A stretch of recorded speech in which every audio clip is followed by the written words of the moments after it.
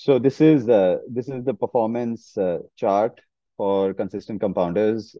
Last 6 months, as most of you might be aware, has been a period of recovery. This month has been a continuation of that. So FYTD, we are more than 20% up. As of 30th September, it was 18.86. The alpha is about 6.5% now. As of 30th September, it was about 5. And this is on the back of a very weak and a very painful FY23, financial year 2023, where actually we delivered a minus 10%, minus 11% absolute and 12-13% underperformance relative to Nifty 50. So that's in terms of how the performance has been. Now, sorry, one second.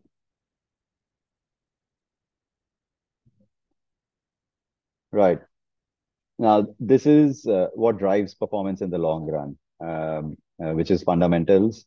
For any asset, as we've been talking about in our various forums, for any asset, whether it be a stock, a portfolio, an index, in the long run, fundamentals drive 80 to 90% of the performance, particularly if it's a buy and hold, long holding period approach where quick churn in the portfolio doesn't add much value. It's the fundamentals of the stocks which add value to the long run. And hence, in order to compare the expected outcome of any portfolio with, let's say, the benchmark, it's better to compare the expected fundamental performance of the portfolio versus the benchmark to begin with.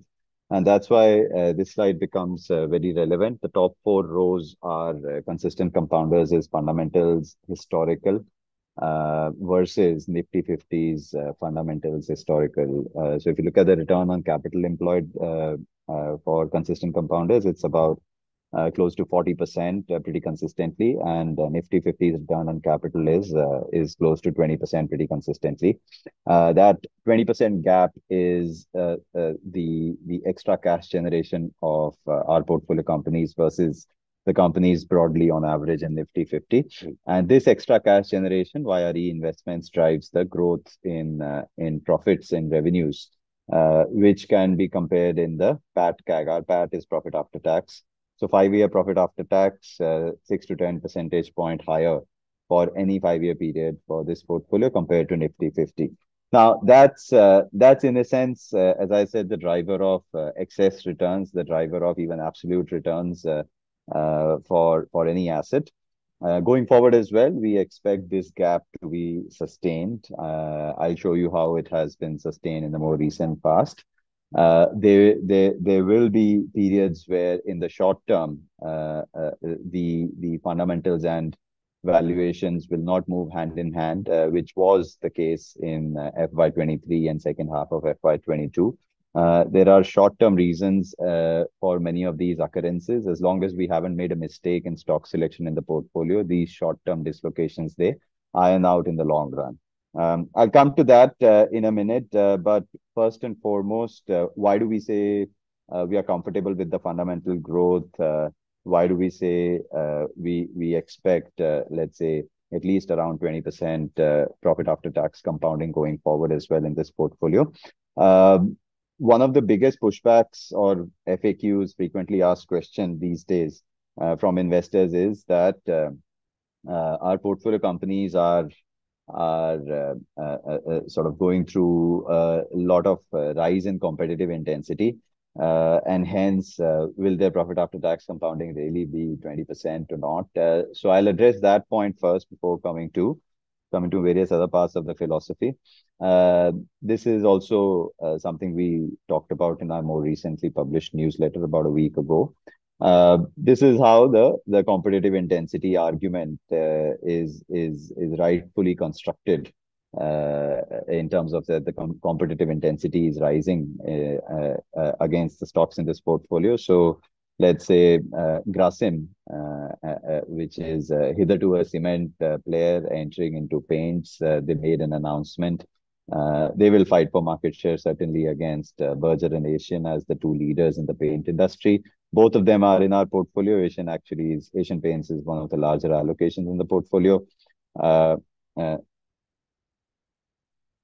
Aditya Birla announced the launch of their branded jewelry retail business. More recently, they committed 5,000 crores to set up large format stores. Titan is one of the larger allocations, the sort of biggest pan-India branded jewelry player in India. In our portfolio, Bajaj Finance, news media reports suggest Geo Financial Services might enter into lending, and Bajaj Finance obviously is one of the most profitable, the largest NBFC in various categories of lending. Van Heusen is eyeing more and more presence in innerwear and athleisure market. Page Industries is one of the larger allocations. So these are some of the examples where, in fact, top 5, 6 companies by allocation in our portfolio. They've got new competitors that are entering. Now, first and foremost, why does it occur? Why does it happen? If you look at let's say BSE 500 companies, these are the 500 BSE 500 index firms, and then you categorize them into RoCEs on the horizontal axis, right? So the most frequent occurrence will be the 10 to 20% RoCE bucket. Roughly 40% of the index companies, they are in the 10 to 20% RoCE bucket. Now, a new competitor doesn't get excited by a 10% or a 15% or a 20% RoCE of an incumbent BSE 500 company. What they do get excited about is if there are industries where the incumbent is making 30, 40, 50% return on capital employed, then any new entrant would want to target industries like that, where if the existing leader is already making 40% return on capital employed, then why not go and launch a price war? Why not go and launch a replica of the products, of the services being offered by the incumbent leader? And if the leader was making 40%, maybe the new entrant can at least start off with a 10, 15, 20, 25% expectation. So that's the simple logic because of which if you've got a spectrum of return on capital employed, new competition certainly will be first thinking about attacking the extreme right of this chart. Now, it's quite interesting. Out of the 15 stocks in our portfolio, all barring 2 actually generate return on capital employed. All barring 1 generate return on capital employed more than 20% and return on equity for banks, let's say. And most of them actually generate return on capital employed in the green bars, the last 2 bars on the right hand side, right? That's where incumbents get targeted usually. These are the return on capital employed numbers for our portfolio companies. Obviously, the equivalent of say 32%, 36% return on capital employed in our portfolio will always see more competition compared to rest of the index where return on capital employed is far lower. So if you look at the averages at the bottom, the median shown is for CCP companies, and the Nifty X median shows you how the gap actually prevails, both for financials, which is on the right-hand side, and the non-financials, which is on the left-hand side. So this is the reason why competitive intensity is high. Now, having said that, it's also worth contextualizing that this is not the first time it is occurring. In fact, once every 3 to 4 years, each of the companies in our portfolio undergoes a similar threat from a new competitor. It is not once in a 10-year event. It is actually a once in a 3 to 4 year event where new competitor tries to come in. So for instance, for the same companies that we talked about on the previous slide, where there was Aditya Birla coming after jewelry, Geo Finance coming after lending, and Grasim coming after paints, and Van Heusen coming after innerwear. You've got 3, 4 years ago, JSW Paints was eyeing a turnover of 2,000 crores in the paint industry. They were eyeing that with a 600 crore initial investment. They set up factories, etc. It's been 4 years now almost. In decorative paints, they have gotten to only about 200 crores, which is actually nothing, not even scratching the surface. After having spent way more than 600 crores, rough numbers, somewhere around 2,000 to 3,000 crores of capex has gone into setting up the plants, etc. HDB Financial Services, many of you might remember, in the unlisted domain, there was a lot of talk that HDB Financial Services is a good stock to own, unlisted equity, because it was trying to replicate what Bajaj Finance had achieved. That was again 4 or 5 years ago. Reliance Jewels, by the way, spread significantly in the jewelry space. And compared to Aditya Birla, which is trying to enter jewelry with 5,000 crores, Investment Reliance obviously had a much bigger, much deeper pocket. TBZ and Kalyan and Joy Lucas and all of them with their IPOs between 2015 to 17, they all raised funds and tried to enter and expand as pan-India players. Dr. Lal Path Labs, it's not the first time that you've got the Farmeasies and Tata 1MGs of the world eyeing entry here. 4 or 5 years ago, there was a lot of margin pressure through price wars from Thyrocare after their IPO, from this one, Metropolis after their IPO, so on and so forth. Aditya Birla, 2019, Page Industries, many of you might remember. Van Heusen was their brand, so on and so forth, right? So this is not the first time that our portfolio companies have been witnessing new entrant threats. This is a recurring occurrence, a recurring event. Once in 3 to 4 years, all of these companies, they see a wave of rising competition. Now, what should we do? Should we just assume that if these companies haven't gotten disrupted in the past, so they will not get disrupted in the future as well, which is sort of, you can call it rear view mirror driving and or complacency or sort of fixed mindset, etc. Or should we just assume that disruption is very frequent and hence, if Jio is entering into financial services, let's exit from Bajaj Finance's Grasim, if Grasim is doing nothing without worrying about it and just exiting without digging deep into whether there is actually a threat or not. The answer actually, what we seek is somewhere in the middle, which is that, all right, so sorry, before I go to the answer, here's another slide contextualizing how Asian Paints has not just seen Grasim now and JSW Paints 4 years ago. 2007, Sherwin-Williams acquired Nitco Paints and entered, targeting a massive market share of India. Nippon Paints 2013, and then there were more. Shalimar turnaround attempt, Jotun Paints, Norwegian monopolies, Jotun. So monopolists from all over the world have tried to enter India over the last 15, 20 years at a fairly frequent occurrence. None of them have managed to even touch 1,000 crores or 500 crores, let alone trying to threaten Asian Paints, which is 30,000 crores revenue, or Berger Paints, which has crossed 10,000 crores in revenue, so on and so forth. None of them have become successful either on in trying to sort of lead to a drop in the margin of incumbents or take some market share away. But as I said, it's not a given. It's not a given that Asian Paints will stay protected forever. We have to be conscious of possibilities where Patanjali entered and even though it was unsuccessful, it took away 2 years of profitability from Unilever's P&L. We should not be sitting invested in these companies if that is the expected outcome for the next 2 or 3 years. So why? How do we approach the research process, the decision-making process as fund managers amidst rising competition? The simple answer is this: that look, you need to first and foremost assess the moats of a business in a dynamic manner. Moats are not static. Moats are never stagnant. They need to be evolved and deepened as time progresses. There's a very famous quote from Warren Buffett here, which you can read. But the point is that on a daily basis, the external world is evolving, and on a daily basis, these companies need to evolve. If we don't see that evolution, something that we ascertain more by something we call as lethargy tests internally, if we don't see the evolution of moats, evolution of strengths to ensure that they are not outdated, the strengths of these businesses are not outdated, they are actually disruptors rather than running the risk of getting disrupted.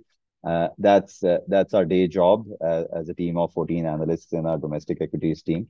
Now there are two layers of competitive threats, two layers in which competitive threats can be assessed. The first bit is what is the structure of the moat that the companies possess? And the second is, whenever that moat gets challenged, what is the response mechanism that these companies follow?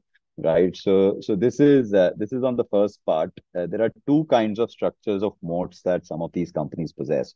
One is you can literally call it impregnable. Let's say there's a patent with a company, which as long as the patent exists on the product, nobody can replicate that product, and hence it's an insurmountable moat. Now it sounds good. It sounds very good. It sounds like the best kind of moat that you would want.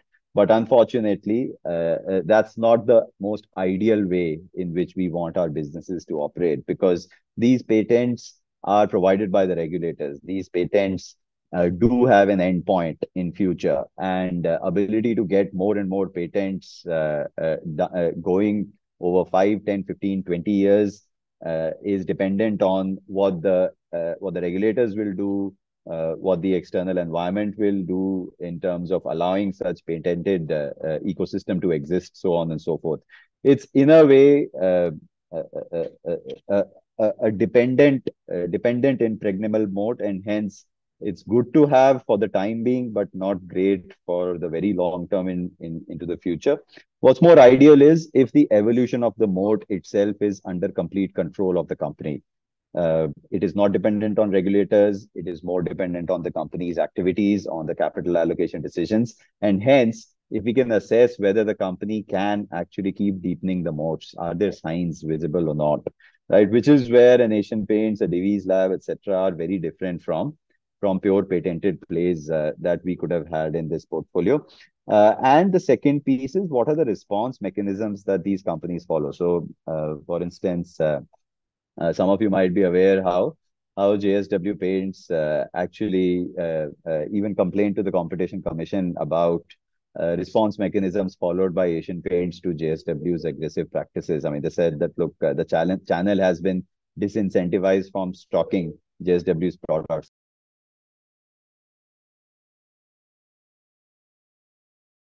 How literally Asian Paints suffocated JSW Paints out of every dealer shop when JSW tried to enter. It's not easy to compete against someone like an Asian Paints. A Unilever doesn't do that, by the way. When a Patanjali entered, Unilever, all that they could do was match Patanjali's low prices. They didn't have a defense mechanism in terms of the response the way Asian Paints did against JSW Paints. What Dr. Lal Pathlabs did after Thyrocare's price war was quite remarkable. They not only tried to defend, they actually evolved their model.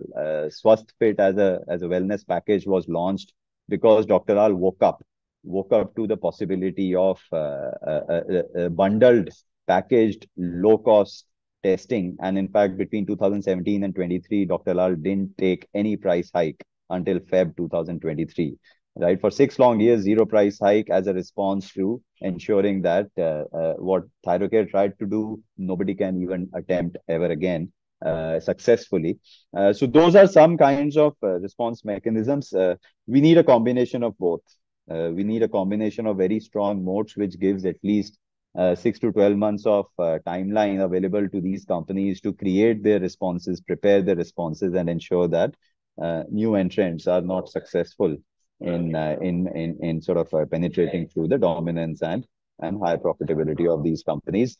Not all of our portfolio companies always have convinced us. This is an example of how when a company's response was not convincing, we actually went for the exit door. So Abbott India, many of you might remember, was part of our portfolio from 2020 to early 2022. We were quite convinced about Abbott's abilities basis their historical response to competitive threats. Many of you might actually remember 2012, 2013 against their thyroid drug. Abbott faced MNC competition price wars with 60 to 70% discounted. I think it was either Glaxo or Glenmark. One of those two MNCs had, one of those two companies had tried to come in and offer a price war against Abbott, and Abbott rolled up its sleeves, did exactly similar to what Asian Paints did against JSW Paints, and That kind of a response mechanism was really good. But it was quite interesting when mankind tried to enter in 2021 and attacked Abbott in its I think second largest revenue contributing drug called Bifaston. Abbott's response was not convincing enough to us. Mankind kept taking market share away basis low price points, and Abbott didn't do anything. What was worse was Miles White as the chairman of Abbott at the parent level retired, and the successor perhaps didn't have the fire about the India business as well as Miles White used to have 10 years ago when the MNC competition against the thyroid drug had come, etc. You can see the success of Drydoboon against Dufaston in 2021, and that was the starting point of we starting to question our conviction levels on Abbott. We spent November and December 2021 doing that, and a few more negative points came out where October to December 2021 many CXOs had resigned from Abbott to join competition, so on and so forth. So that was one example where, in the face of new competition, in fact, not only did the company not do anything, it actually saw deterioration in its quality of existing moat as well. The response was missing, and the existing moat was weakening. And we, between December 21 and Jan 22, we completely exited from Abbott. So that's the other extreme example. You've got an Asian Paints versus JSW Paints on the one end, and you've got an Abbott versus a Mankind Pharma on the other end.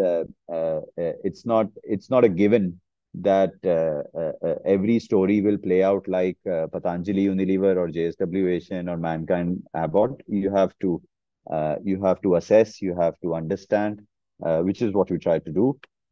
And in that context, when we look at Geo Financials against Bajaj, Grasim against Asian, Aditya Birla against Titan, Van Heusen against Page, so on and so forth.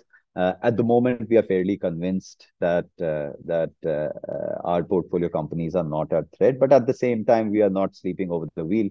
When Grasim enters, when Geo Finance enters, if we do see their competitive mechanisms having weak response from our portfolio companies, then we won't wait for the deterioration to get reflected in the share prices before we press on the shave off or the exit button. So that's about, as I said, the biggest FAQ that we receive, which is competition on this portfolio. And very quickly, overall portfolio view. So this is for various time periods, the performance as of 30th September. Worth contextualizing the comparison between the last row and the first row of this table. The last row is EPS CAGR of CCP, which is about 20 percentage points annualized higher levels than the last 2 years of portfolio performance. Last 2 years, the portfolio has actually not given anything, which is actually pretty painful. But the encouraging point is that the EPS has kept compounding at 20% plus over the last couple of years pretty consistently. And that gap will never remain open forever. It will close down. It is closing down. As I mentioned, FYTD, financial year till date, CCP is up more than 20% and Nifty is up only 14. So the alpha is also getting reflected. The absolute return is also reflecting that. And over the next 6 to 12 months, you will only see more and more of that sort of gap, which had opened up between fundamentals and share prices, closing down. So yeah, many people ask us, is this the right time to actually consider doing top-ups? The answer is absolutely yes. Obviously, first you have to be convinced about the philosophy. Then you have to be convinced that there are no mistakes, which are the reasons for FY23 performance being weak. No mistakes around either stock picking or valuations, so on and so forth. And only then you should certainly ask that question. And my emphatic answer to any such question was 6 months ago and is today a very big yes. This is actually the right time to consider top-ups because the gap is right in front of you, which will be closed down. As it gets closed down, along with it, fundamentals keep compounding with every quarter, with every 6 months and every year. You can do your maths on your own. What an HDFC Bank's expected share price trajectory for the next 3 years is looking like.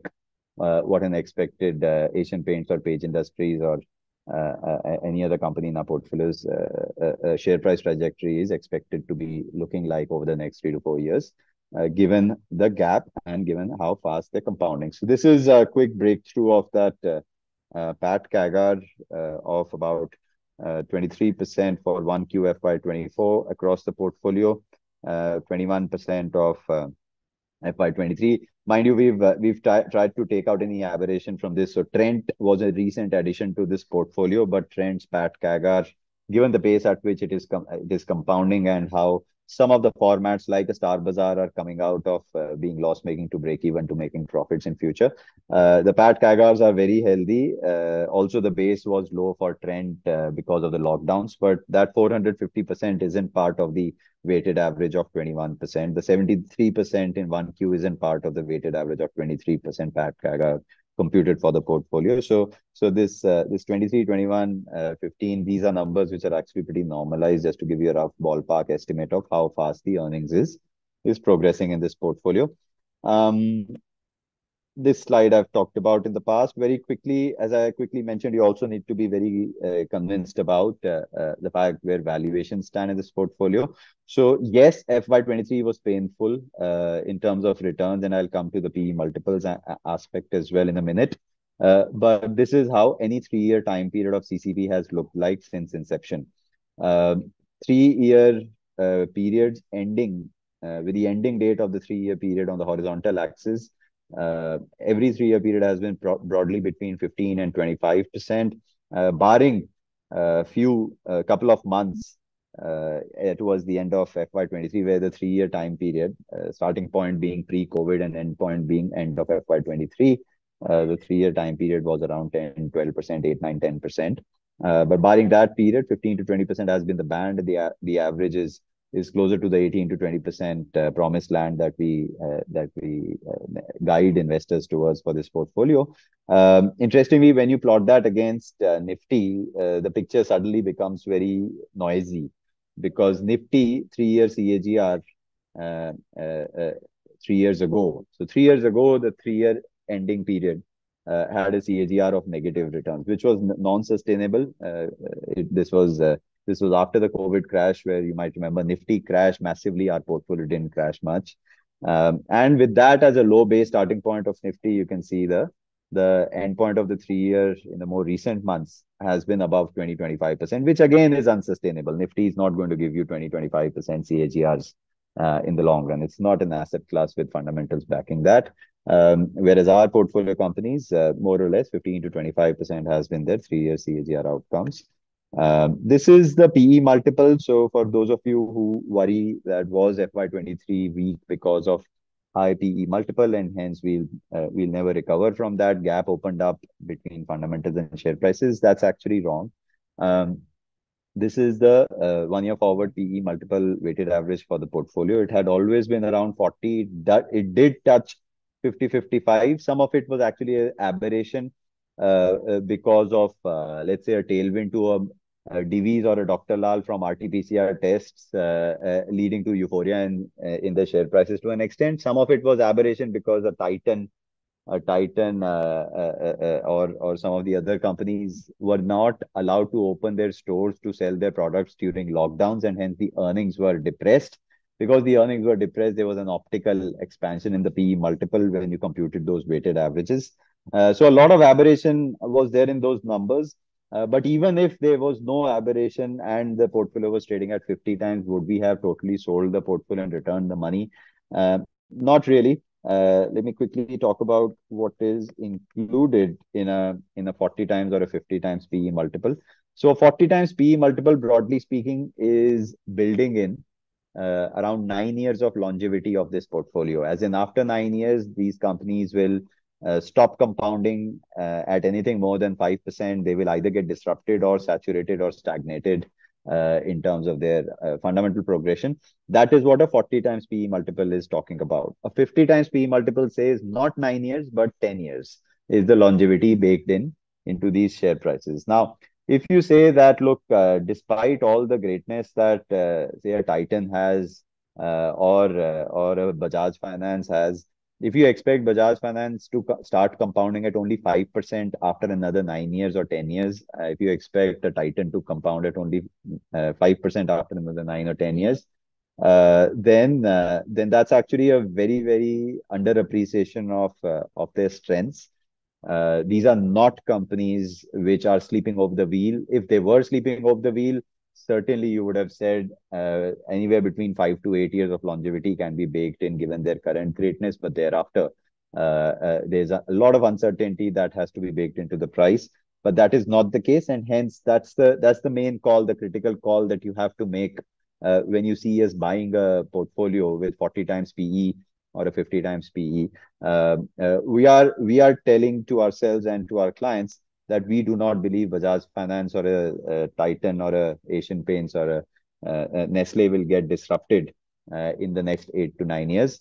And hence, there's massive undervaluation to be had here. This is exactly the reason why, as these companies have proved the 8 to 9 year longevity wrong, despite their 40 times PE, historically, they've kept compounding in the past as well. So that's a very quick one of what does the 40 times or a 50 times PE really mean. And last quick couple of points before we open it to Q&A. So the top left chart here is from Diamonds in the Dust and Coffee Can Investing books.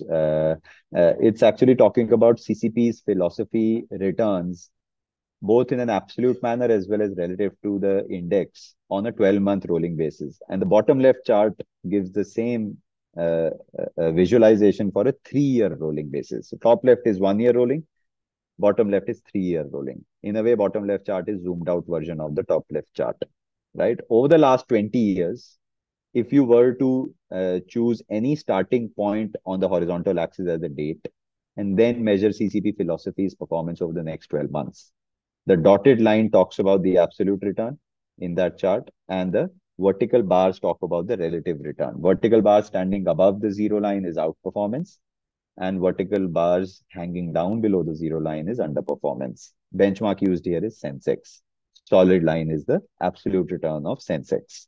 The simple conclusion being, just like FY23 was actually quite a painful period, we've been at the same situation a couple of times at least in the last 20 years. So you can see Jan to June 2020, sorry, 2002, Jan to June 2002, where my mouse cursor is. The dotted line was below zero, which means capital erosion in absolute return terms. And the bars were also hanging down, which means underperformance alongside at the same time, right? Similar thing happened in 2011, you can see for some time period, and it happened in 2018 end for this philosophy. So it's been 2 to 3 times in the last 20 years that it's infrequent, but it does happen. FY23 was not the first time. It won't be the last time, but it will be a very infrequent occurrence on a 12-month period. The moment you zoom out, as I previously mentioned, the 3-year chart has never dipped below, in fact, 10%. For most of the time periods has remained between 15 to 25%. That's actually the case. The moment you zoom out, the 3-year absolute return, it's not vertical axis, is not CAGR, it's absolute return. The 3-year absolute return suddenly, when you convert it into annualized, is at least 15, 20, 25%, if not much higher. It doesn't come even close to zero. And the bars are most of the times hanging up, standing up rather than hanging down, which is outperformance. The only period on a 3-year basis where there was underperformance was the euphoria of 2004, 5, 6. But for that euphoric period as well, the absolute return was pretty healthy. So the moment you zoom out in this philosophy, the pain that we all experienced in FY23 as investors in this portfolio, you don't experience that over the longer term. And the reason for that is the recovery happens because underlying fundamentals kept compounding, and then the share prices after a temporary headwind period to the share prices which didn't apply to the fundamentals, the share prices start catching up to fundamentals eventually. If you want to understand how that occurs at a stock level, this is a very nice way. These are histograms. Top left Asian Paints, top right HDFC Bank. Let's just, I'll just talk about one time period and then I'll open Q&A. Look at the red encircled financial years. Asian Paints, HDFC Bank, all of these companies, they had a near zero return in 2001, 2002, 2003, that kind of a time period, if you look at HDFC Bank, let's say, FY01 performance of the share price, this is a share price return, was -10 to -20 for HDFC Bank. FY02 was 0 to +10. FY03 was 0 to -10. In fact, for those 36 months period, 3-year period, HDFC Bank delivered a -3% CAGR on the share price. Interestingly, its fundamentals kept compounding at more than 30% CAGR for those 3-year periods. So in a way, 100 rupees of profit at the beginning of FY01 became more than 120, 130 rupees of profit at the end of FY3. But 100 rupees of share price at the beginning of FY01 became 90 rupees of share price at the end of FY3. Probably the longest holiday period seen in the history of HDFC Bank. What happened thereafter? This is what happened. So when you look at FY04, 05, 06, 7, 8, etc., there was a massive, massive catch up. The share price compounded at nearly 50% CAGR, way higher than Sensex, Nifty, or any other financial services company. And that catch up fully caught up with the fundamentals. When you look at, let's say, a 5-year, 7-year, 10-year time horizon, you suddenly don't see any disconnect between the fundamentals and share prices of HDFC Bank, despite the fact for the 3-year time period, there was a massive disconnect, right? So that's how the catch-up plays out. Sensex Nifty did not deliver more than 30% performance in every year, 2004, 5, 6, 7, 8, etc. A very similar thing happened after the global financial crisis. Global financial crisis did break the back of many businesses in various export-oriented companies, particularly which are part of the index, etc. But none of that sort of drag happened on the fundamentals of an Asian Paints or an HDFC Bank. FY09, there was a negative for Asian Paints HDFC Bank, but then the catch-up was massive. 2010, both the index and all these stocks had a massive run, but that was it for the index. 2011, 12, 13, 14, index was in a very flat or low performance zone. 2011, 12, some of those years were actually negative returns. And HDFC Bank and Asian Paints, etc., they all had 20, 30, 40% returns consistently. You can see the FY11, 12 blue and circle pieces, right? So that's how catch-up plays out. We can't pinpoint whether it will be the next 6 months when this catch-up will play out, or the next 12 or the 18. But certainly it won't be the next 3, 5, 7 years. The catch-up is underway and it will keep happening.